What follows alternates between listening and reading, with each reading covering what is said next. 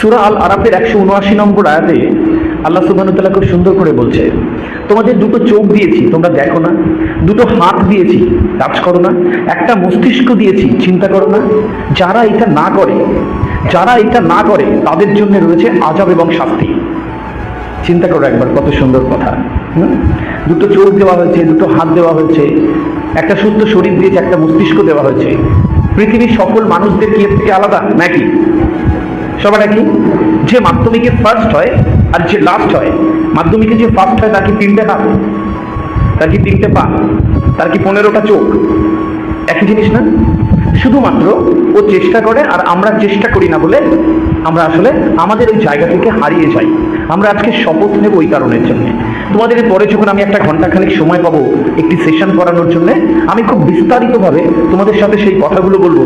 একটা মানুষ 1 থেকে কিভাবে 100 অব্দি পৌঁছতে পারে, সবাই পারে। তুমি এখানে বসে আছো, এই তুমি কিভাবে পৃথিবীর সেরা মানুষ হবে এটা করা যায়। শুধুমাত্র তোমাকে কিছু জিনিস বুঝতে হবে, মেনটেন করতে হবে। এই জিনিসটা তোমাকে জানতে হবে, তোমাকে বুঝতে হবে যে আমি আসলে কি চাই এই জীবনে। যতক্ষণ তুমি না জানবে তুমি কি চাও, ততক্ষণ তোমার পড়াশোনায় মনোযোগ আসবে না। যতক্ষণ তুমি না জানবে যে তুমি আসলে কোথায় পৌঁছতে চাও, ততক্ষণ তোমার মনে হবে আমি তো সব এমনি এমনি পড়ে যাচ্ছি, আমি কেন পড়ছি। এই কেন পড়ছি এর কারণটা যদি তুমি তোমার মাথায় না ঢুকিয়ে দিতে পারো, তাহলে কিন্তু তোমার পড়াশোনা করতে ভালো লাগবে না। যতক্ষণ স্যারেরা সেলফ স্টাডিতে ছড়িয়ে নিয়ে ঘুরবে ততক্ষণ তুমি পড়বে, নইলে স্যার চলে গেলে তুমি ফাঁকি মারবে। যখন তুমি বুঝবে যে আমার জন্ম কেন আল্লাহ সুবহানাহু ওয়া তাআলা মানুষ করেছে, আমার কি দায়িত্ব, আমি কোথায় যেতে চাই, যখন তুমি এটা বুঝবে তখন আর সেলফ স্টাডিতে স্যারেদের ছড়িয়ে নিয়ে চলতে হবে না। যখন তুমি বুঝবে আমি আমার আব্বাকে ভালো রাখবো, আমি আমার মাকে ভালো রাখবো, তখন আর তোমাকে ফজরের নামাজে ডেকে দিতে হবে না।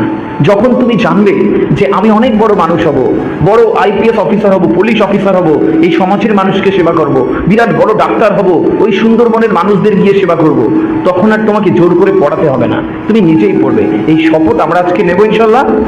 একটা মানুষ যদি চায়, একটি কথা রয়েছে যে একজন বড় দার্শনিকের কথা, যে আমাকে আপনি 4টে এরকম বয়সের বাচ্চাদের পাঠিয়ে দিন যাদের বয়স 10-12 বছর।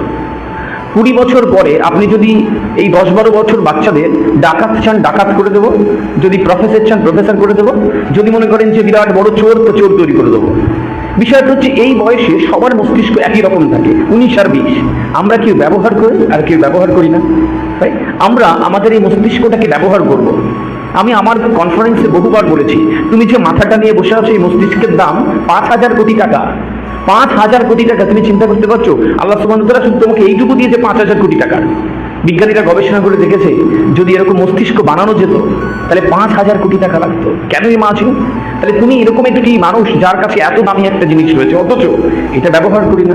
আমাদের শরীরে 650টা মাংসপেশি রয়েছে। এই 650টা মাংসপেশি তুমি যেরকম চিন্তা করবে ওরকম দিকে তোমায় নিয়ে যাবে।